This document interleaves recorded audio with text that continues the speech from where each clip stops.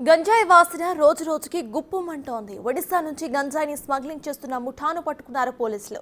2 కేసుల్లో 21 కేజీల గంజాయిని స్వాధీనం చేసుకున్నారు. ఒడిశా నుంచి 2 గంజాయి తీసుకొచ్చారని 2 చోట్ల అమ్మకాలు జరిపారని సమాచారం మేరకు పోలీసు అధికారి అంజిరెడ్డి బృందం 2 చోట్ల దాడులు నిర్వహించింది. 10 కిలోల చొప్పున గంజాయిని స్వాధీనం చేసుకున్నారు.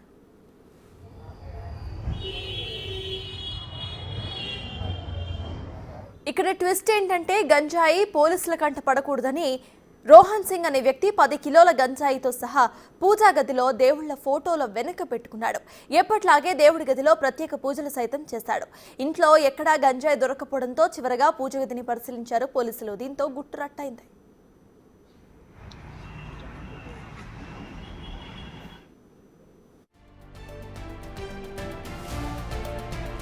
ధూల్పేటలోని శివలాల్ నగర్లో సంకీర్ సింగ్, సుశీల్ సింగ్, సరిత, స్వప్న మండల్ అలియాస్ మీనాభాయ్ వద్ద 10 కేజీల గంజాయిని పోలీసులు స్వాధీనం చేసుకుని 4 అరెస్ట్ చేశారు.